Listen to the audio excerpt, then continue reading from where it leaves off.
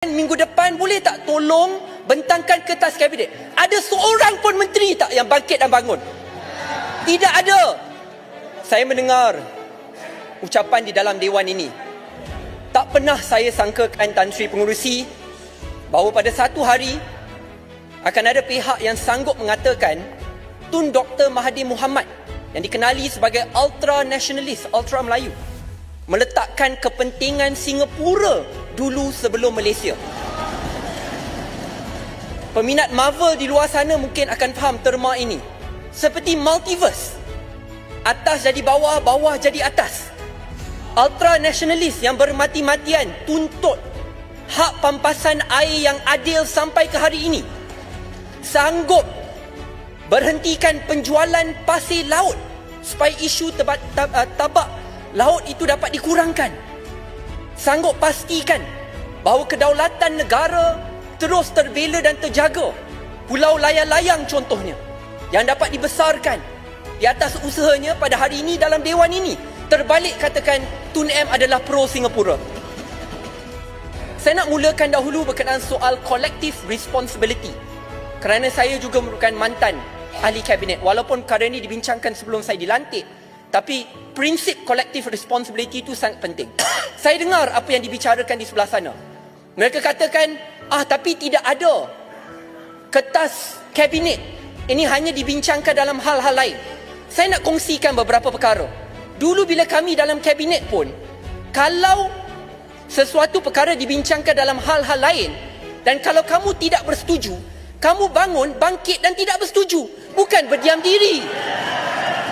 Bukan itu saja. Kalau kamu rasa hal-hal lain itu tidak mencukupi, kamu kekurangan maklumat, cakap, Tun, tangguhkan minggu depan boleh tak tolong bentangkan kertas kabinet? Ada seorang pun menteri tak yang bangkit dan bangun? Tidak ada. Saya baca satu persatu muka surat ni.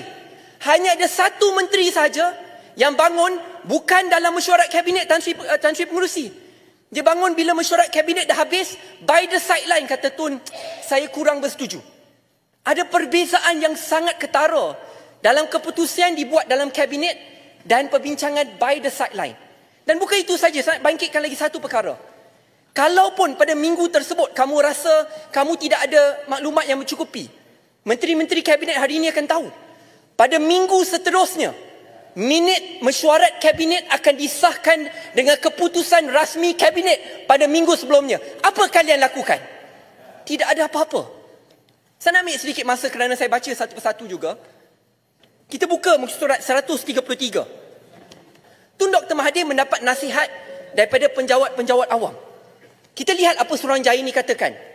Tun Dr. Mahathir memanggil peguam cara 1 dan 2 untuk memberikan nasihat kepadanya. Tetapi akhirnya peguam cara 1 dan 2 kata beliau tidak ada maklumat yang mencukupi.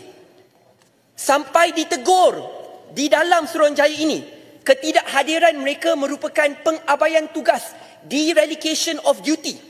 Datuk Azian binti Muhammad Aziz, lagi seorang, merupakan ketua bahagian hal ehwal antarabangsa. Beliau tidak memberikan apa-apa pandangan undang-undang dalam sesi taklimat tersebut.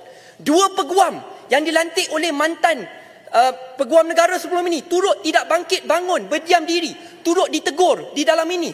Setiap seorang berdiam diri. Akhirnya yang memberikan pandangan adalah Profesor Malcolm Shaw. Dan tadi saya rasa Datuk Taqiyuddin telah pun, minta maaf, Kota Baru telah bangkitkan tentang soal ini. Rakyat Malaysia tidak berikan komen, berdiam diri.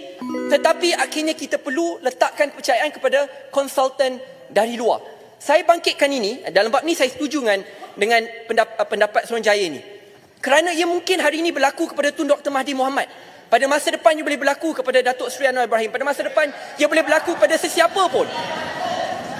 Kalau hari ini kecuaian boleh dijenayahkan, pada masa yang akan datang setiap satu keputusan kerajaan lakukan boleh dijenayahkan, akan disemak semula.